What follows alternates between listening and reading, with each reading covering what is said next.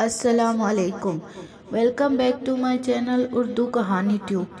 دوستو، آج بھی میں آپ کے لیے سچی اور خوفناک کہانی لے کر آئی ہوں، لیکن اپنی کہانی شروع کرنے سے پہلے آپ سب سے گزارش ہے، اگر آپ نے ہمارے چینل کو اب تک سبسکرائب نہیں کیا تو پلیز سبسکرائب کر دیں اور ساتھ میں لگے بیل آئیکن کے بٹن کو بھی آن کر دیں تاکہ ہماری ہر نیو آنے والی ویڈیو کی نوٹیفیکیشن آپ کو بر وقت ملتی رہے۔ شکریہ۔ انسان کی زندگی میں کچھ واقعات ایسے ہوتے ہیں جو انسان کی زندگی پر گہرے اثرات اور گہرے نقوش چھوڑ جاتے ہیں۔ کچھ واقعات تو ایسے ہوتے ہیں جن کو سن کر لوگ مشکل سے ہی یقین کرتے ہیں، مگر ایسے واقعات سچ بھی ہوتے ہیں۔ ایک ایسا ہی واقعہ سنیں جو کہ ہمارے دوستوں کے ساتھ پیش آیا۔ یہ بات کافی پرانی ہے، جب ہم سب دوست شام کو گراؤنڈ سے واپس آ کر اپنے محلے میں جمع ہو جاتے تھے اور خوب محفل لگاتے تھے۔ ایک دن ہم رات کا کھانا کھا کر گھر سے باہر نکلے تو دوستوں نے بولا، آج جمعرات ہے اور آج جن بھوت اور چڑیلوں کا دن ہے۔ میں جن بھوتوں پر یقین تو رکھتا تھا پر کبھی ان سے آمنا سامنا نہیں ہوا، تو میں اس کی بات سن کر ہنس دیا۔ تو ندیم نے میری طرف غصے سے دیکھا اور بولا، جو گاؤں سے باہر کھیتوں میں جامن کا درخت ہے، اس پہ آج جن بھوت آئیں گے۔ اگر نہیں یقین تم سب میرے ساتھ جا کر دیکھ لو۔ ہم سب نے حامی بھر لی اور اس کے ساتھ چلنے کو تیار ہو گئے۔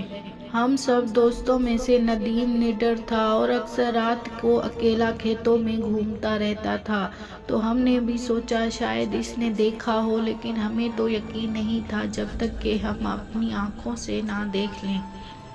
ہم 5 دوست تھے جس کے نام تھے عابد، ناصر، ساجد، مدثر اور ندیم۔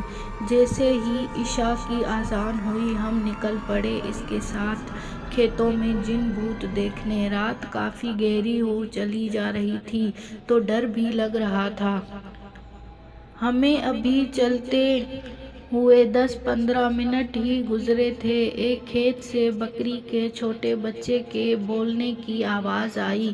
عابد نے بولا، رکو، یہاں پاس سے کسی جانور کی آواز آ رہی ہے۔ سب رک گئے اور خاموشی سے آواز سننے کا انتظار کرنے لگے کہ کس طرف سے یہ آواز آ رہی ہے۔ ایک بکری کا بچہ کب سے میں میں کر رہا ہے، وہ بھی آدھی رات کو۔ پھر آواز بند ہو گئی۔ ابھی تھوڑی دیر ہی گزری تھی کہ بکری کے بچے کی آواز دوبارہ سنائی دی۔ ندیم نے فوراً بولا، آواز اس طرف سے آ رہی ہے، جو 2-4 کھیت چھوڑ کر ہی برسن کا کھیت تھا، اور آواز وہاں سے آ رہی تھی۔ سردیوں کے دن تھے اور ان دنوں میں برسن عام ہوتا ہے۔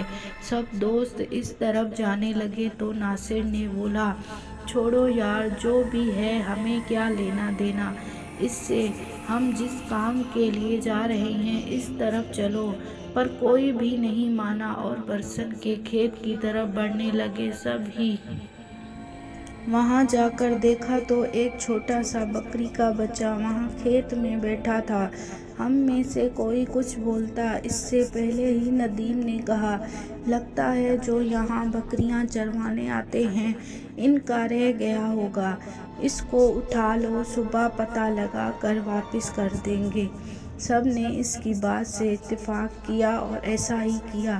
اس کو ہم نے اٹھا لیا اور اپنی منزل کی جانب بڑھنے لگے۔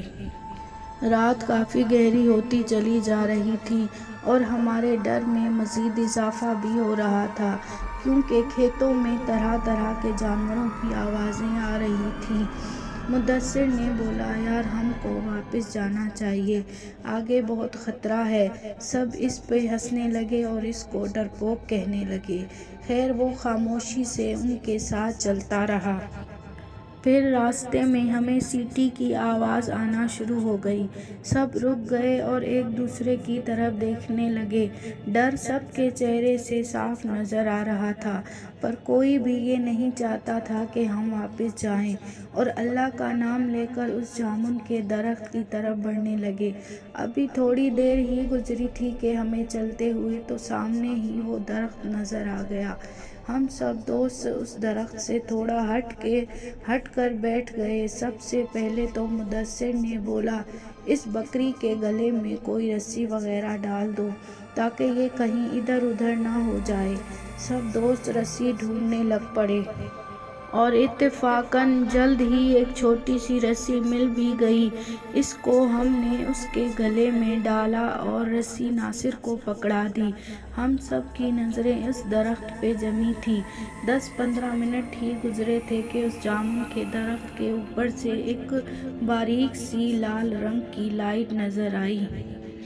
وہ لائٹ اتنی باریک تھی اور اتنی تیز تھی، یہاں بتانا مشکل ہے۔ وہ لائٹ کبھی درخت پہ جاتی، کبھی درخت سے نیچے آتی۔ ہمارا خوف کے مارے برا حال ہو گیا اور مسلسل اس پیڑ میں سے عورت کے چیخنے کی آوازیں بلند ہوئیں۔ چلے جاؤ یہاں سے، یہاں کیوں آئے ہو، چلے جاؤ یہاں سے، اس طرح کی عجیب و غریب آوازیں بلند ہوئیں۔ ہمارا خوف کے مارے برا حال ہو رہا تھا اور ساتھ ہی پراسرار آوازیں اتنی کہ ایسا محسوس ہوتا جیسے ہمارے قریب سے کوئی چیخیں مار رہا ہو۔ ہم نے ورد پڑھنا شروع کر دیے۔ کچھ دوست تو وہاں سے بھاگنے کے لیے تیار تھے، ہم نے روک رکھا تھا ان کو۔ پھر سب نے ہی محسوس کیا کہ لائٹ اب ہماری طرف بڑھ رہی تھی۔ جب سب نے یہ منظر دیکھا تو وہاں سے بھاگنے میں ہی بہتری سمجھی اور اتنی اسپیڈ سے سب وہاں سے الٹے پاؤں دوڑے اور ہمارے پیچھے اتنی خوفناک آوازیں بلند ہو رہی تھیں، بس یہی محسوس ہو رہا تھا جیسے وہ بالکل ہمارے پاس ہی ہیں اور کسی بھی لمحے وہ ہم سب کو پکڑ کر نقصان پہنچا سکتی ہیں۔ پر ہم نے ہمت نہ ہاری اور بھاگتے رہے، ورد کرتے رہے اور واپس گاؤں آ کر سانس لیا۔ جب ہم سب گاؤں کی حدود میں پہنچ گئے تو مدثر نے ناصر کی طرف دیکھا اور پوچھا، آپ کے پاس تو بکری کا بچہ تھا، وہ کہاں چھوڑ آئے؟ اس نے یہ سن کر اپنے ہاتھ کی طرف دیکھا تو اس کے ہاتھ میں صرف رسی تھی۔ اس نے بولا کہ جب ہم وہاں سے بھاگ رہے تھے تو یہ صرف رسی ہی تھی، بکری کا بچہ کدھر گیا اس کو کچھ معلوم نہیں۔ جب وہاں سے واپس دوڑے تو وہ بکری کا بچہ وہاں ہمارے ساتھ نہیں تھا، صرف یہ رسی تھی اور مجھے یہ ہوش بھی نہیں تھا کہ میں دیکھوں کہ بکری کا بچہ میرے ساتھ ہے یا نہیں۔ مجھے صرف اپنے جان کی پڑی تھی، سو میں بھاگتا رہا۔ کیا وہ سچ میں بکری کا بچہ تھا یا کوئی اور مخلوق تھی؟ سب دوستوں نے کہا، جو بھی تھا ہم سب وہاں جا کر ضرور دیکھیں گے۔ ہم سب کو اس بات کی حیرانی ہوئی کہ وہ بکری کا بچہ آخر کہاں گیا جو رسی میں مدثر کے ہاتھ میں تھا۔ جب صبح ہوئی تو کوئی بھی وہاں جانے کو تیار نہیں تھا سوائے ندیم اور مدثر کے۔ وہ دونوں کھیتوں میں گئے اور اسی جگہ گئے تو انہوں نے وہاں بکری کے بچے کو مرا ہوا پایا جو جامن کے درخت کے بالکل قریب ہی پڑا تھا۔ اس کی صرف ہڈیاں ہی ہڈیاں نظر آ رہی تھیں۔ اس بکری کے بچے پہ کوئی گوشت کا نام و نشان بھی نہیں تھا۔ وہ دونوں سمجھ چکے تھے رات کو جو کچھ بھی ہوا وہ ان کا وہم نہیں تھا۔ اس درخت پر واقعی کچھ ایسا تھا جو ندیم نے بولا تھا۔ اس کے بعد وہ واپس آ گئے اور آ کر ہمیں بتایا کہ کس طرح انہوں نے بکری کے بچے کی لاش دیکھی جو بالکل گوشت نہیں تھا اور ہڈیاں پڑی ہوئی تھیں۔ اور پھر ہم نے رات کے ٹائم ان کھیتوں میں جانے کو ترک کر دیا اور یہاں تک کہ ہم گراؤنڈ اور باہر جو محفل لگاتے تھے وہ بھی ہم نے بند کر دیا۔ اس واقعے کے بعد ہم نے رات کے ٹائم گھومنے سے توبہ کر لی۔ تو دوستو، یہ تھی مجھ پر بیتی سچی کہانی۔ تو کیسی لگی آپ کو یہ کہانی کمنٹ باکس میں ضرور بتائیے گا۔ شکریہ۔